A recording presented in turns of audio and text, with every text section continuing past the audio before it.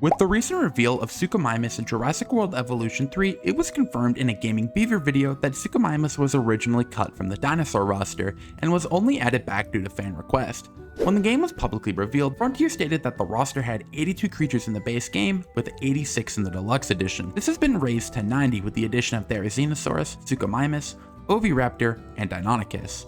In the same Gaming Beaver video, James states that the developers of Jurassic World Evolution 3 wanted to add all the creatures back, with the lack of time preventing them from doing that. With this quote in mind, the question of a returning species has become more and more prevalent, and today I've come to discuss the almost 40 cut species and how they should be implemented into the game. But before this video begins, please remember to like and subscribe, as it is my goal to hit 4,000 subscribers by the end of the month, and it would mean a lot to me if y'all helped support my goals. But let's get back to the video. The community has been pretty consistent ever since the game was announced, with most people wanting all the cut species to come back in some form. People have discussed on coming back in free updates, DLCs, or a combination of the two, and I have feelings on creatures coming back in DLC, with the Secret Species Pack and Deluxe Edition of Jurassic World Evolution 3 being criticized for reselling old dinosaurs.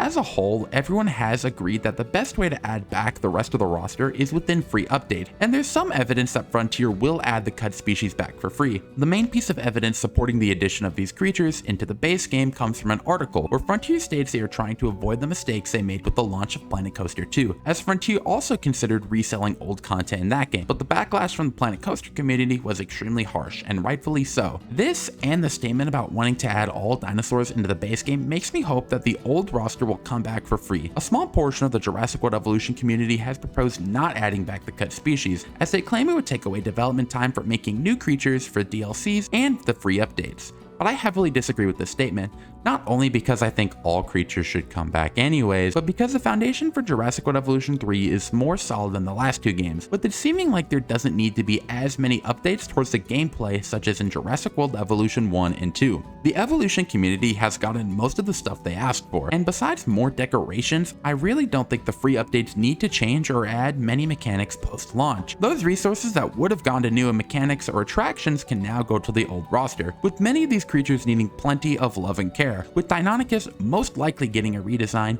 This video was written before its official reveal, and I believe there's hope for other creatures as well. The accurate variant of Deinonychus set somewhat of a precedent for new variants for Frontier original creatures, as while Deinonychus needed some of the most attention out of the entire roster, other animals would also benefit from an accurate variant just as much, such as Carcharodontosaurus, Liopleurodon, and Camarasaurus. The cut roster from Jurassic World Evolution 3 has been an extremely popular topic in the Jurassic World Evolution community, with the general consensus being that they should all come back within free updates, with many of these creatures hopefully getting redesigns. The rest of the species should most certainly come back, with extremely popular and unique species getting cut, such as Giganochirus, Giganoraptor, Shonisaurus, Archaeon, and Australovenator, just to name a few. And I really do hope all the cut creatures come back sometime during the game's lifespan, within free updates. And while I think there's a decent amount of evidence supporting the rest of the roster coming back for free, I don't want to entirely rule out them coming back in paid DLC, but I hope Frontier realizes the harm that reselling them would have, with the rest of the roster coming back for free benefiting the Jurassic World Evolution community and Frontier's image as a whole.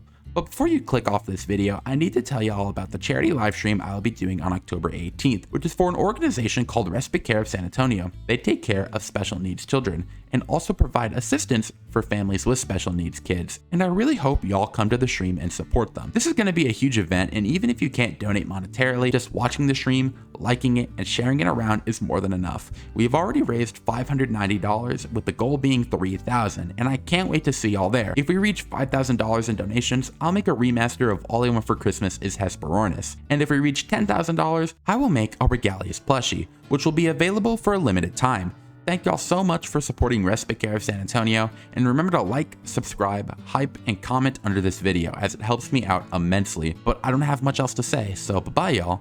Have a nice day.